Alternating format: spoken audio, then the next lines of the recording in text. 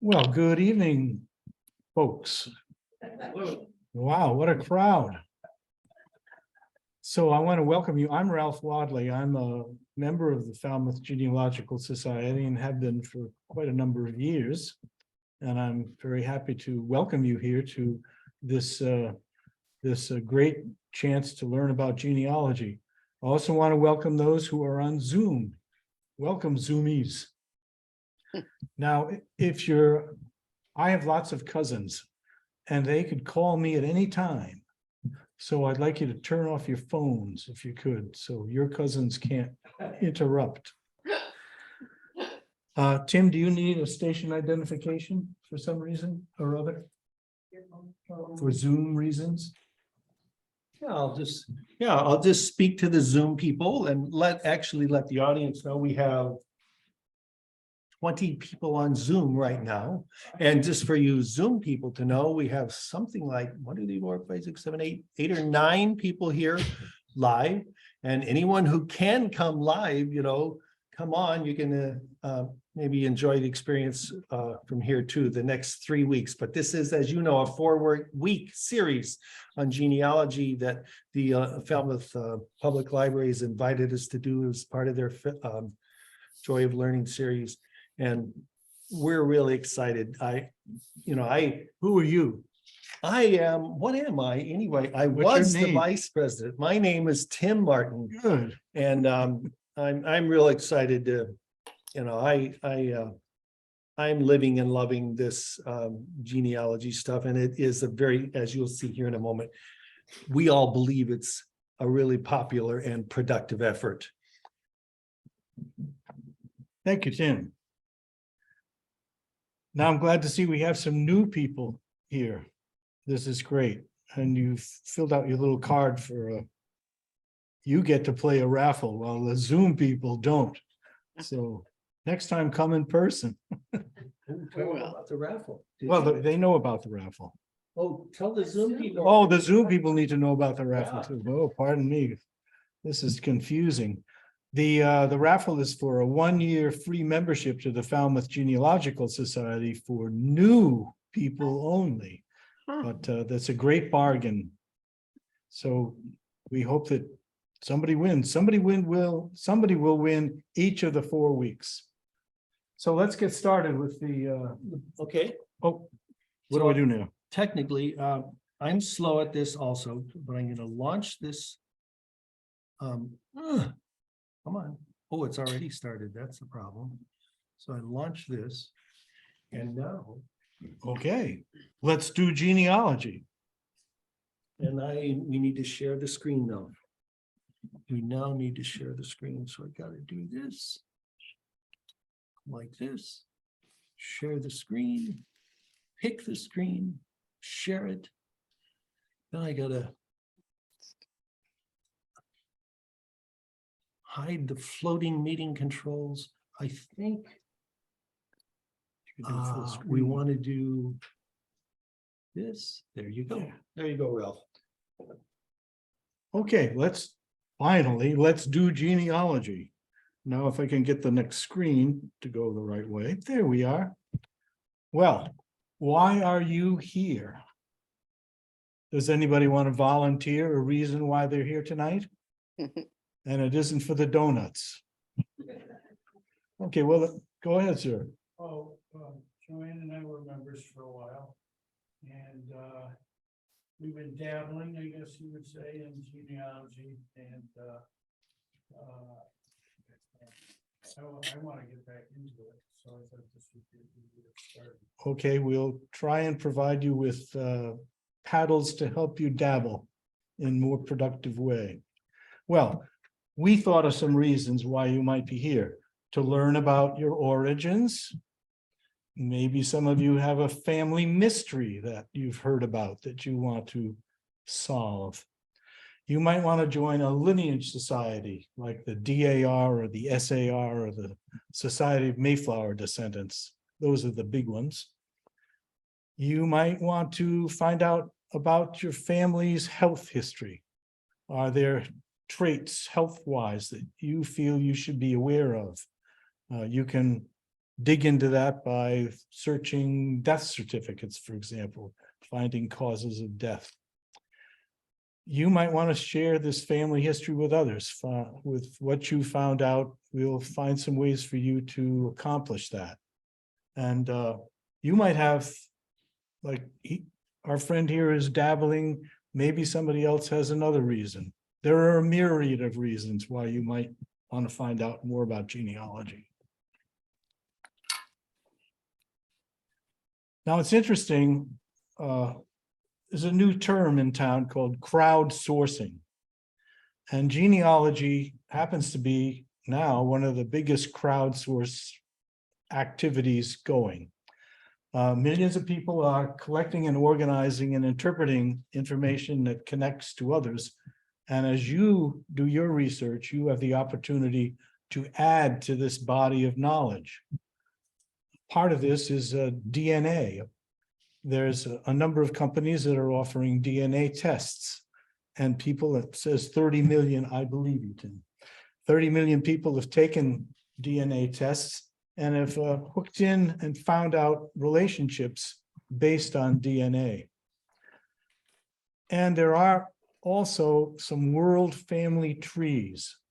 FamilySearch.org, the website that if you're not familiar with it, you soon will be, is developing a world family tree, and there's a wiki tree, and these are computer-based places where everyone's family tree is merged in, and you become part of one wide world, and probably find out that you're all related to each other, who knows how many generations out. So another fun thing you can do is, by crowdsourcing, there's a website, another website you're going to be familiar with called Find a Grave or Billion Graves. And you can browse cemeteries instead of getting in your car and driving 400 miles to visit a cemetery in upstate Michigan or something. You can do that from home. It's terrific. So that's about the crowdsourcing. Now, what is genealogy? Now, this is one of the longest I definitions. love this definition.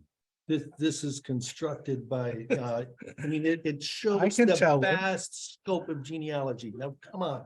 I'm going to tell you first about what the Board of Certification of Genealogists is. Well, this is a group of people that have formed to set standards for genealogical research, set scholarly standards.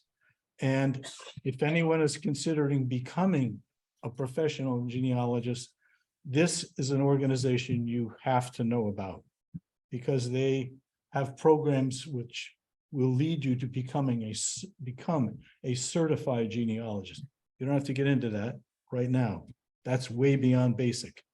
But genealogy is the study of families. I haven't memorized this. I'm going to read it. Genealogy is the study of families in genetic, social, and historical contexts.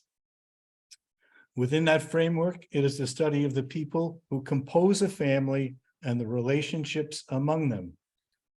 At the individual level, it is biography, because we must reconstruct each individual life in order to separate each person's identity from that of others bearing the same name.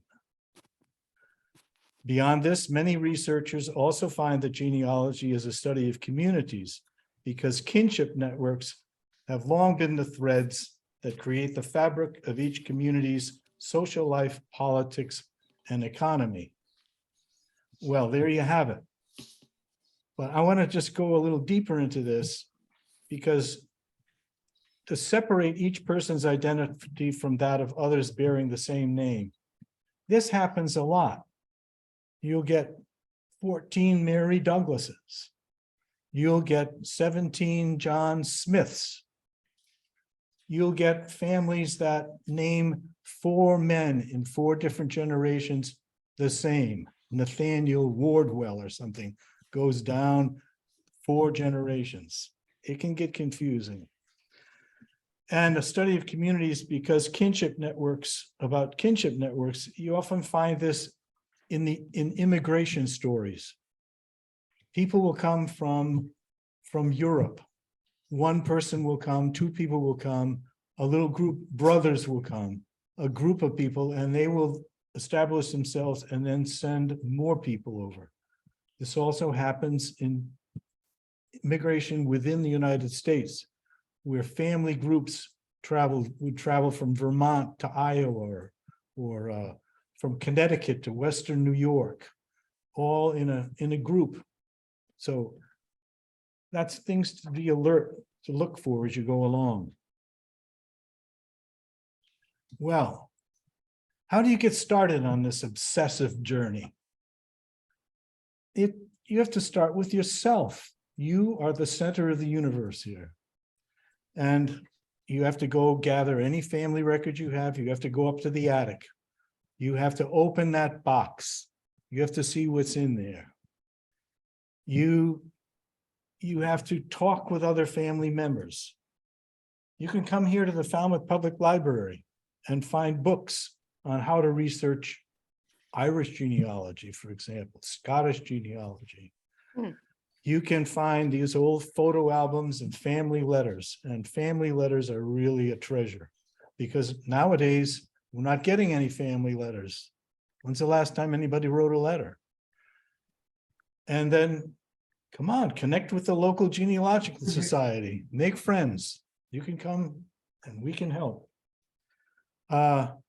This point about keeping records and citing sources is important, because as you build your family tree, you want to make sure it's accurate. And we're going to talk about proving things. What do you mean by proving? Well, we'll probably get into that a little later, but be alert for proving, because we want to make sure our family trees are the most accurate, contain the most accurate information possible. So how do we get started? There's some basic forms. Everybody got a pedigree chart. And here's a pedigree chart.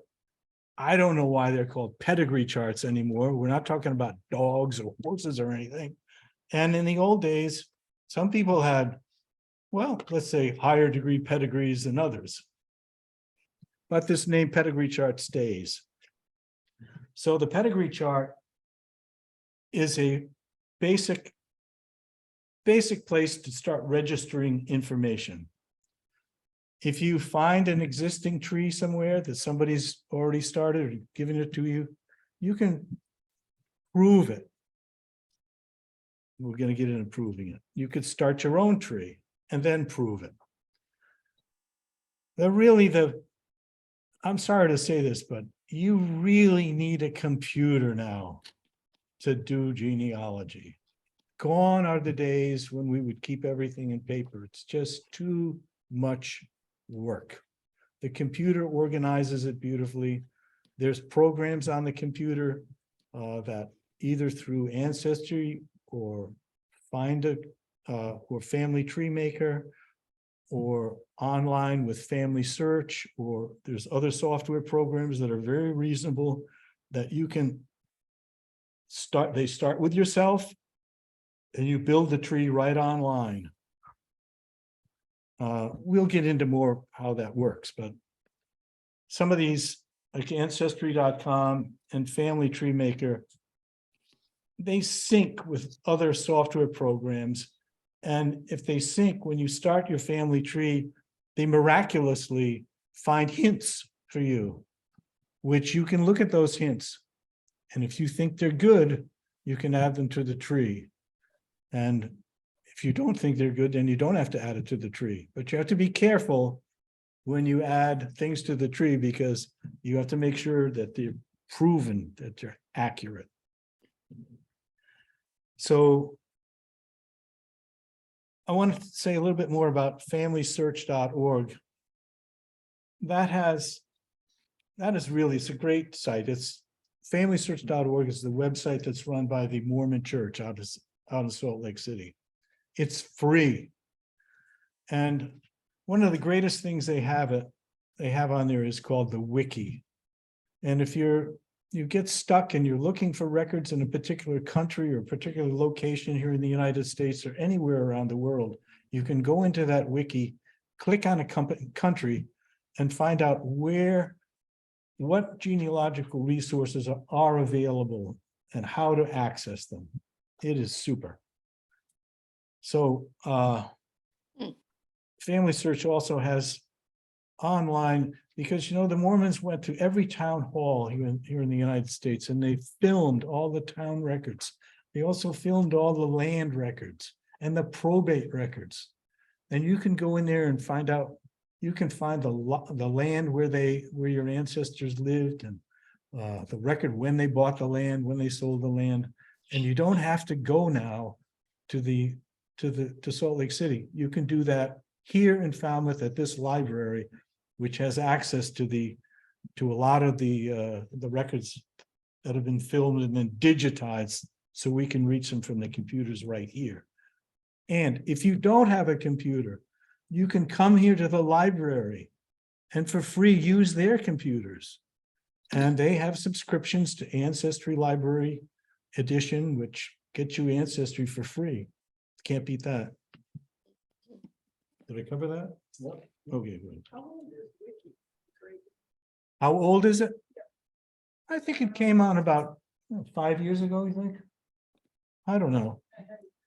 No, but go to We're familysearch.org. gonna show you. the We'll wiki get there. In the next. Maybe that's next week. You're gonna see that. Tune in next week. Yeah, well, this is just an overview here. Overview. And we'll be deep in the weeds the next 3 weeks. Now, Tim insisted that we use his 4-generation pedigree chart. Now, I have a pedigree chart. It's just, I can fill in just as many little boxes as he can, but he insisted that we use his pedigree chart, just so you knew what one looked like. Now, You got John Wesley and well, if John Wesley's there, it must be a Methodist. Has to be. So, but a lot of times, the pedigree chart that you received in the handout, you have to turn it 90, you have to turn this 90 degrees, like that. So Tim is on the left side, and it goes, there's the same chart, but Tim here is at the bottom. And his paternal ancestors are on the left, and the maternal are on the right. And on this type of pedigree chart, the paternal are always on the top. Don't ask me why, but the paternal's on the top and the maternal is on the bottom. Yeah, actually, I don't know if we're gonna, we would like you to get a feeling for how much you know about your family, like during the week. This coming week, if you can. This is optional, just for fun. Homework. To fill out, just so you get a feeling of how much you already know. And it'll be, I think, a good thinking process for preparation for the coming weeks. That was the idea behind this, is see what you can do with it at home. How far can you get? And one of my pet goals for everybody is that they should know their 8 great-grandparents. That's minimum. 8th So grade. anyway. Okay. Now, this is an example of what software is this? Is this? This is Legacy? the Ancestry.com family group sheet. Okay. This is Tim's family.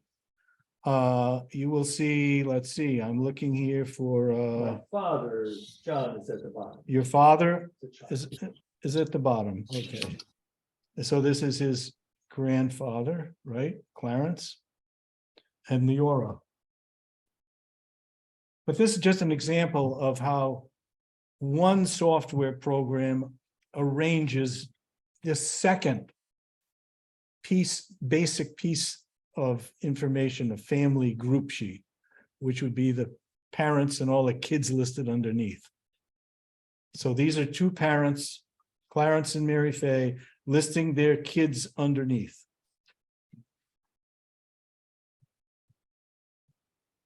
I've said. Yep. Okay. Okay. Where are you gonna get all the information that's gonna go on a pedigree chart? Or your into your computer pedigree chart and your computer records for each person? Where are you gonna find all this information besides thinking it up in your head and talking to your family? Well, there's lots of places. So you have vital records, birth, marriage, and death. Now, vital records, you usually have to go to a repository of vital records, which is usually a governmental entity. And a lot of vital records here in the United States, further away you get from New England, didn't really get started until around 1900. So there's a lot of time in there that governments weren't paying attention to vital records. We have census records that started in 1790 and go all the way up, and they're accessible for us all the way through 1950. 1950 censuses were just released earlier this year in April. You can find immigration, naturalization, passport copies, ship manifests. If you have family that's come from afar, this is what you're gonna look for. Cemetery records. Cemetery records have gotten a lot easier thanks to that crowdsourcing function we had in Find a Grave and Billion Graves. Land and property records.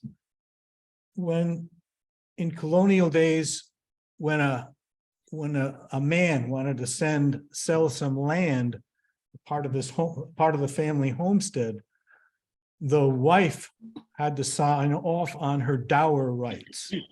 She was entitled to 1/3 of the man's assets. And so she would have to come in and sign the deed. And if she signed the deed, that's a proof of marriage that you might not have gotten anywhere else. Probate records, there's nothing like a will. Wills frequently name wives. Hopefully they even put in their maiden name, but not usually. But they'll name children, and sometimes you can get the married name of a child from a will. You can also get an idea of what the household contained. If they really listed all the assets, you can find out what the farm equipment was, and it's fascinating. Let's see, where was I? Church records. Church records are good for baptisms, church memberships, death records. Sometimes you can track people moving from one community to another where they're dropped from membership in one church and picked up a membership at the next church. You can track their movements in the times where you can't find them in the censuses. Military records. There are websites now with, well, military records go all the way from King Philip's War here in the United States up through draft records. Connecticut has a great one. They had a military census in 1917 that asked if you could ride a horse, among other things. Very interesting. Newspapers, and there's some good websites to find information on newspapers that's much more informative than a lot other sources of information, because you have weddings and travel, and you get things in the newspaper where, oh, cousin Joe came over from Kokomo and spent the weekend with so-and-so. That's great. Maybe you can think of some other things. Now, I wanted to show you, my wife Judy had a great aunt, Daisy Mayfile, her name was. She was a nurse in World War I, and she was an amateur genealogist. And I, through various, let's say, generational gifts, received pretty much all her papers. And her papers look like this. I mean, they're all letters and scrunchy writing and everything. And so we had to go through all that stuff. But she was lucky, because some woman helped her organize it and get it published. And you can find it in the library at the DAR library in Washington. And she used the information to join a lineage society called the Colonial Daughters of the Colonial Dames or something. I guess so, Colonial Dames. Anyway, I still have books. She'd write this stuff on old envelopes and scraps of paper and well, but she's maybe 80 years closer to the events than we are now. So you just have to prove it, that's all. You have to take what she says and prove it. And maybe you've come up with other things like that that you've noticed as you travel along.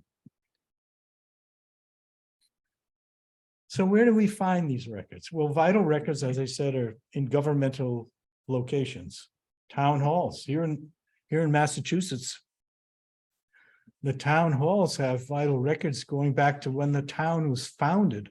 In the vault here in Falmouth, they have the original record books. But you don't have to go bother the town clerk because the Mormons have taken their picture and you can find them online.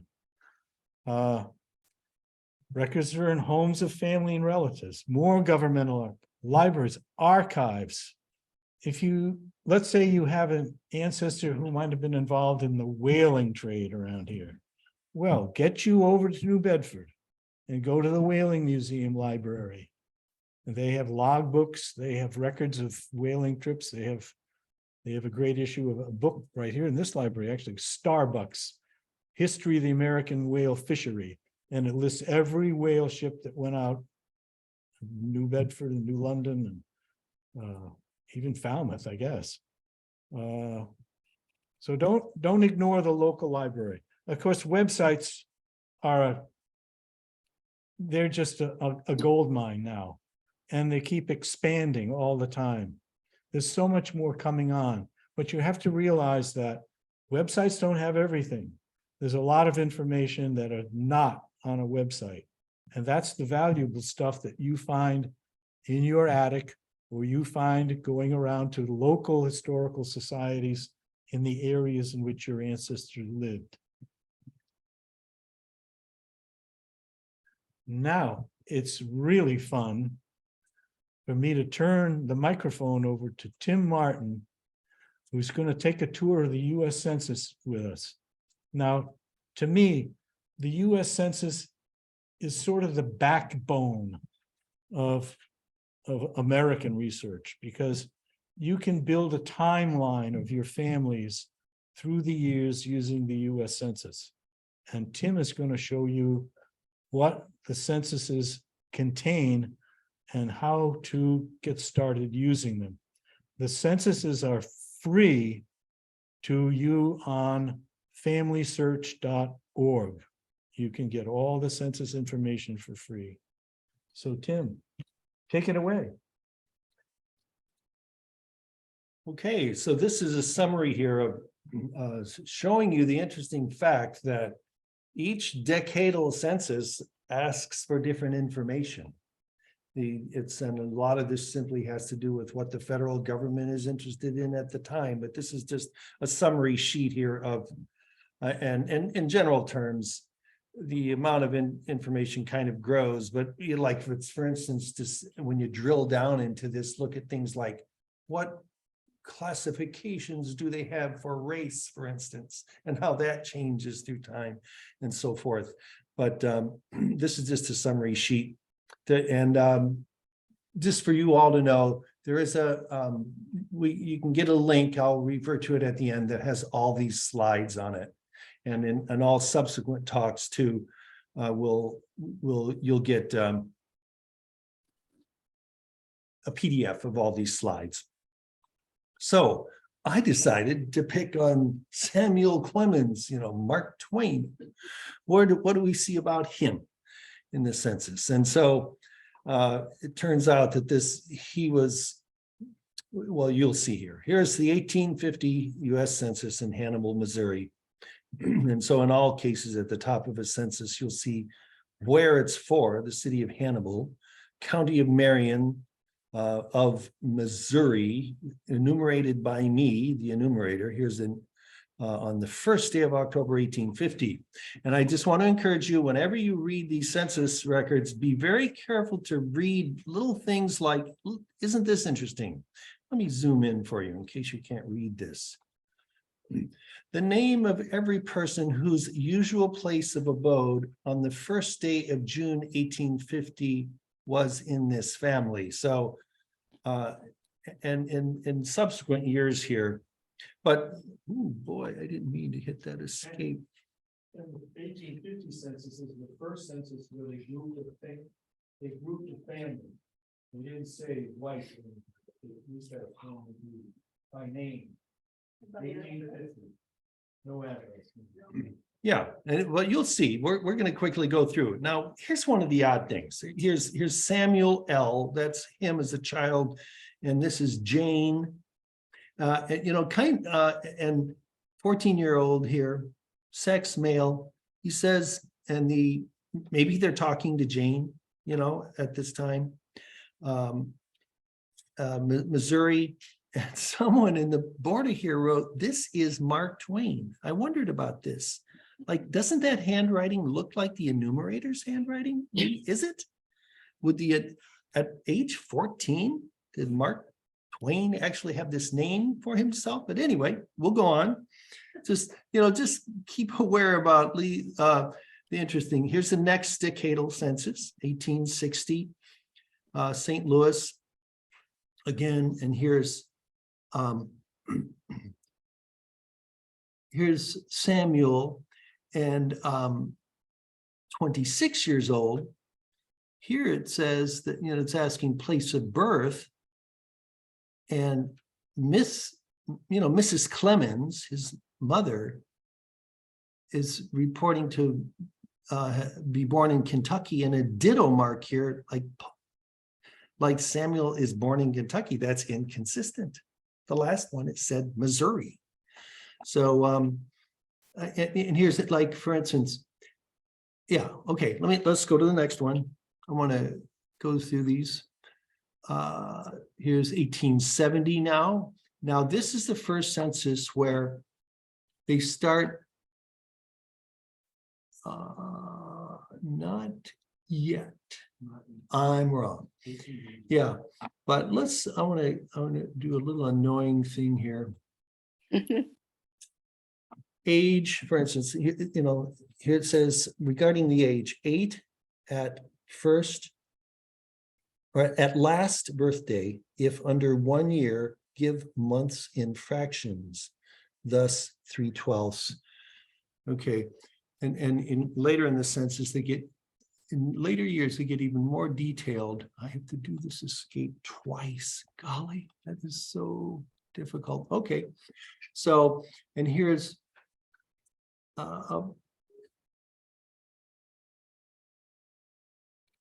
this is 30-year-old Samuel L. Clemens. Yeah, here he is. Olivia, and at this point, they're not giving yet the relationship to the head of house.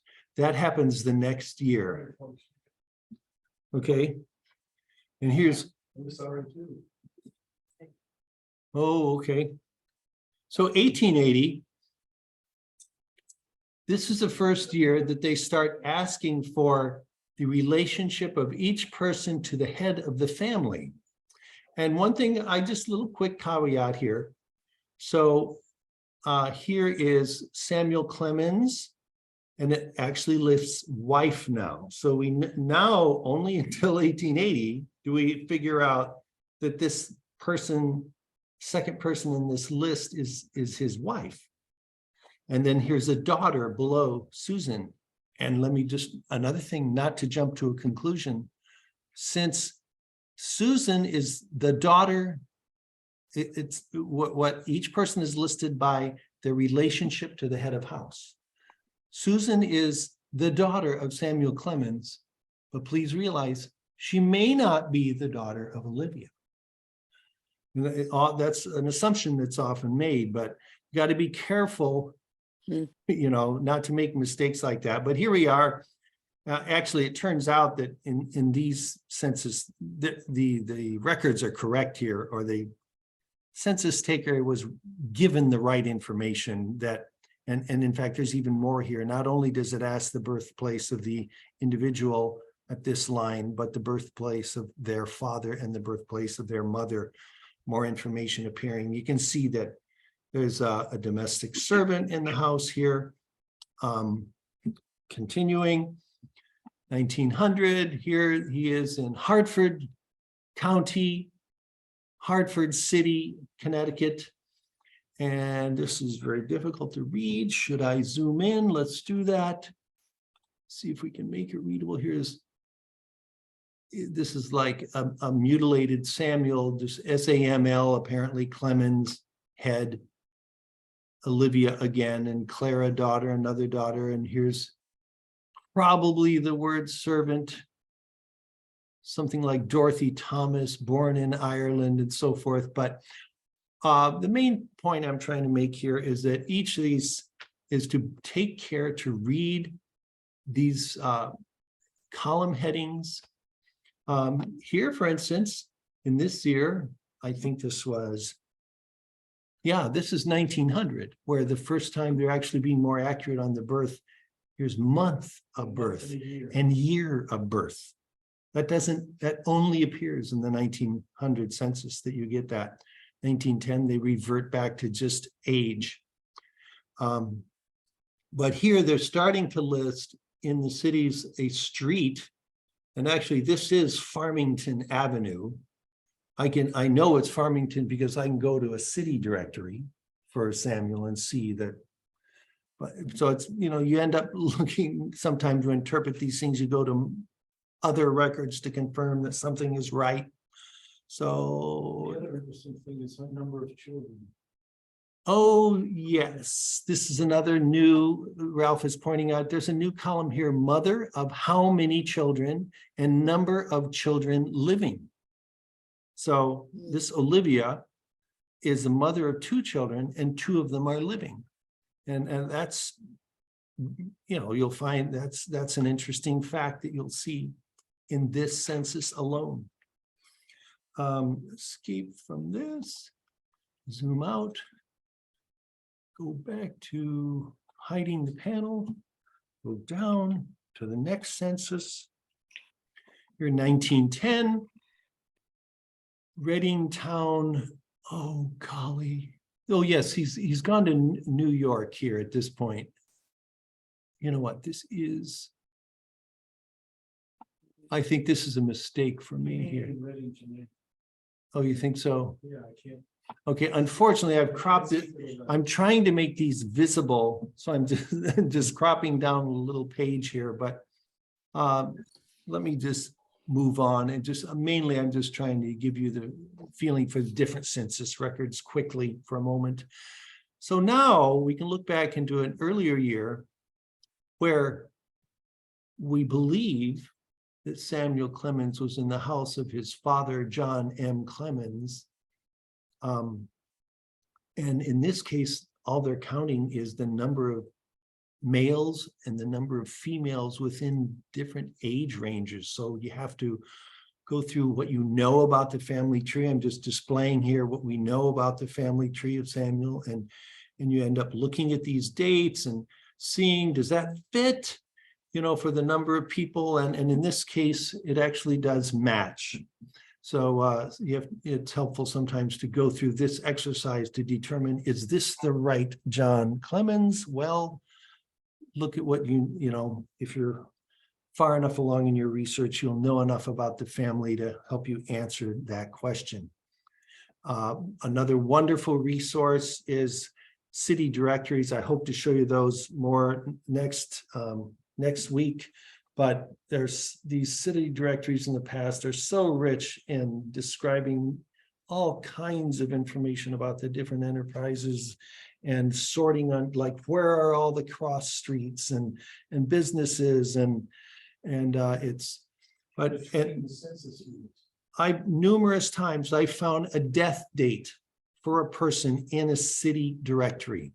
There in these older city directories, it might say, Samuel L. Mark Twain deceased and a date, and it'll be in the city director, and I can't find it anywhere else. Is this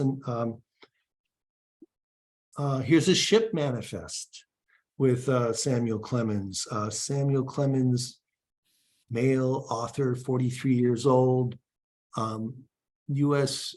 Gallia. Here's the displacement in tons and the captain's name and so forth. And you can see who he may have been traveling with or not. Here is a top portion of a passport application for him. And these are really rich to be able to find these. And these are at, like certainly at ancestry.com, you'll find these.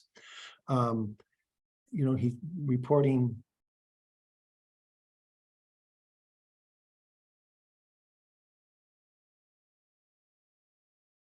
A native loyal citizen do hereby apply to the Department of Washington for a passport for myself and wife and my minor children as father. Oh, I see. His minor children are born in Elmira, New York. That's it. Yeah. Okay. November. And here's their names and their ages. And he's saying he was born at Florida in the state of Missouri. Apparently there's some political entity called Florida. We'd have to check that. And here's the bottom portion of the same passport application, giving some physical descriptions and so forth for the man. So lots of useful stuff. And so next week, we're going to go through demonstrating these, many of these. FamilySearch.org, and like Ralph has said, one of the things we all love about them is their helpful wiki. And we're going to show you how to get at that. And it's entirely a free website. You don't even have to give them a credit card. You just set up an account and you're in. And they have, I'm going to hurry on here, I think, just to get done by the deadline, because we're going to cover some of this stuff later. Ancestry.com is, maybe I should also say, most expensive online collection, and also we believe might, certainly in the genealogical community, might be the most extensive. And then for New England, clearly one of the leading websites is the organization, New England Historic and Genealogical Society, which has a website called AmericanAncestors.org. I just learned upstairs that the Falmouth Public Library has a in-library access to AmericanAncestors.org. They're going to send us a little email. I noticed some records were available, some were not. So they're going to send us a description of what's available and not. But that's something new that's popped up on the Falmouth Public Library, access from this building on their network. Cindy's list has been around for years, and a great compilation of websites and sources. And just so you know, in the PDF that you get at home when you download this, all these links are clickable. You don't have to type them. That's one thing, it's better than paper. If you just get this PDF loaded on your computer and you can click on these links and go there.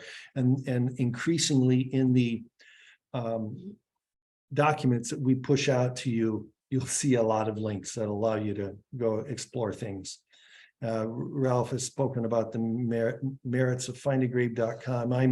I'm one of the volunteers that's excitedly working on things there. It's I love the site, and I'm going to try to win you over to it later.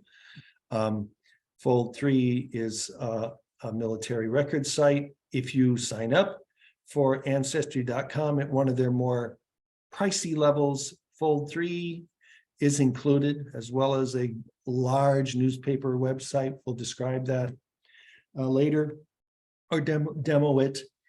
Google is a really good friend, and we're going to give you some examples on how to leverage Google in multiple ways to improve your searching and learning. Come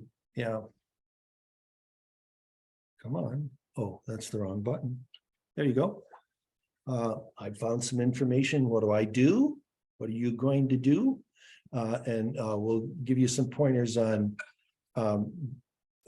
different either free websites or for pay websites where you can enter your information. And we're going to end up reminding you how important it is to record the source of your information. It's a citation, and a little bit about citations and the importance of them. So the idea is that so other people can find the same thing is the whole point of a citation. Like in a simple example, when I take a photograph of a newspaper article, I don't just crop out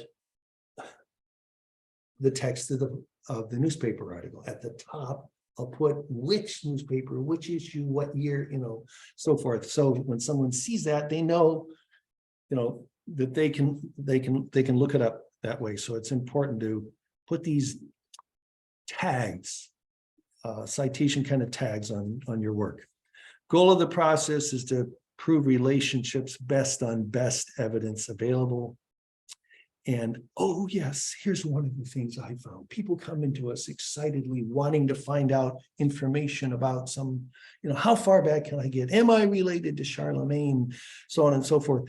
And they're pushing back, each day trying to see how quickly they can get back to the 15th century or something.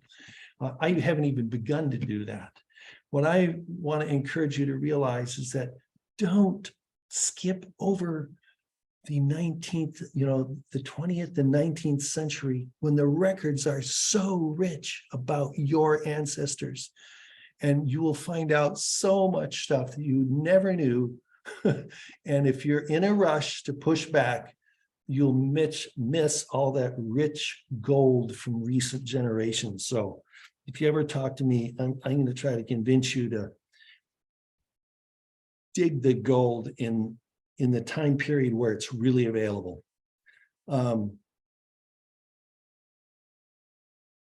Yeah, so many of us are always asking the question, where did my ancestors come from?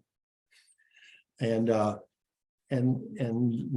of the common rules or common points of difficulty is you need to find the hometown or home political entity for that immigrant ancestor. So we have to talk about that. And here we are referring to the Family Search Wiki again as being a gold mine.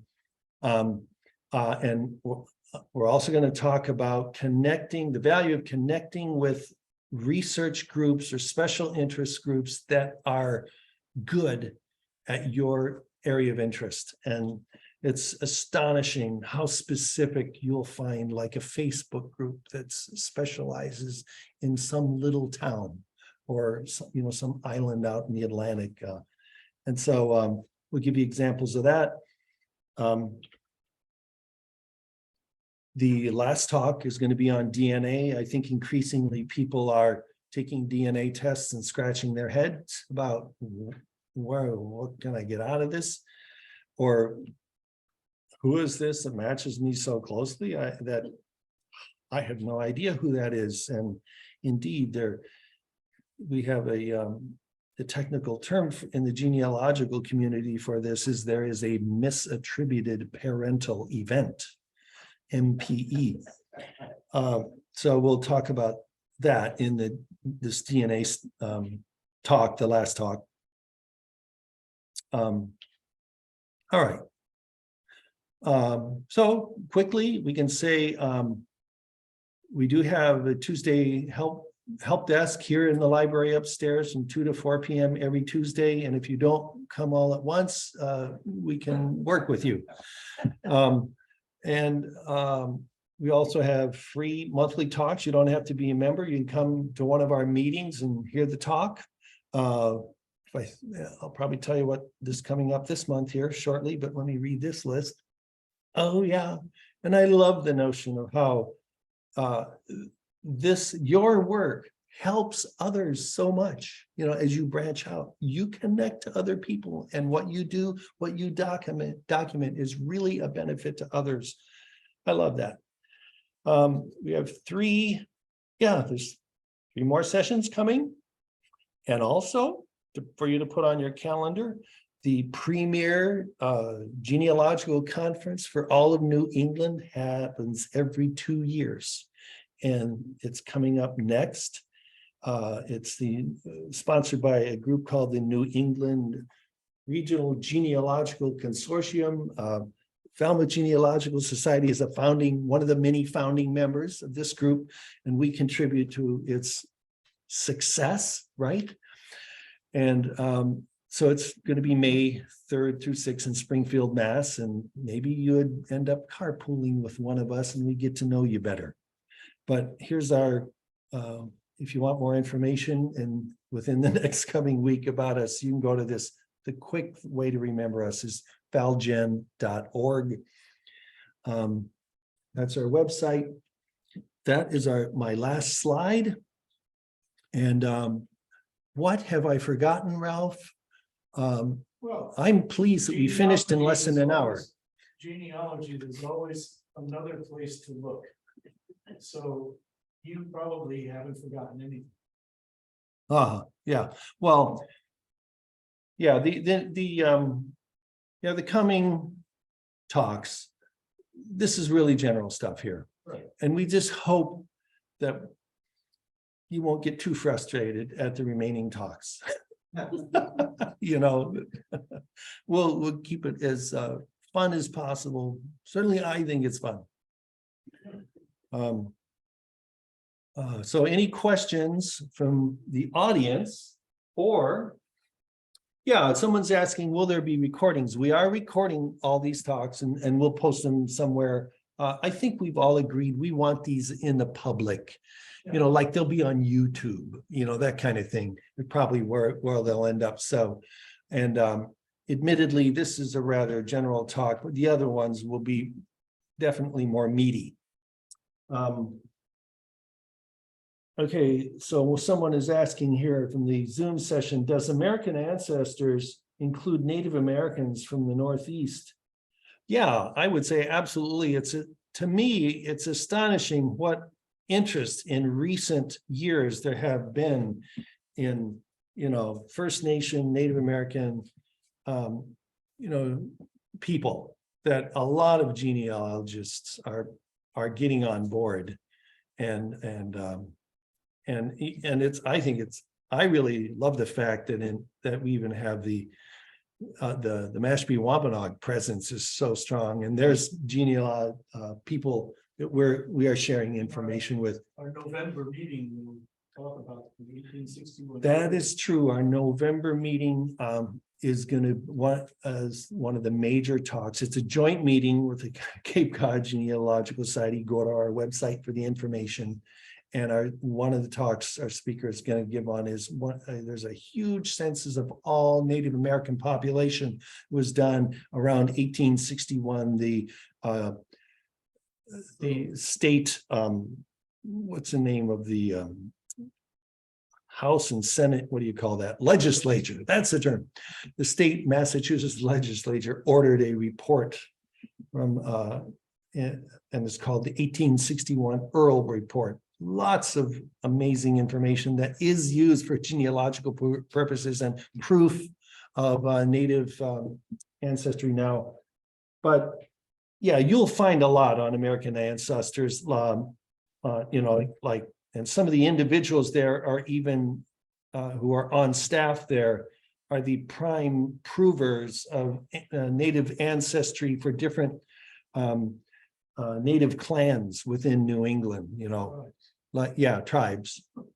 Let me see if there's any other questions from Zoom. Just so you know, we had like 23 people on Zoom. Okay, that's all the questions I see. Good. But I had fun. I had fun. So come next week. Yeah. I missed the donuts. Oh. We'll have to make sure we have the So I should shut off this recording first. We're gonna draw that.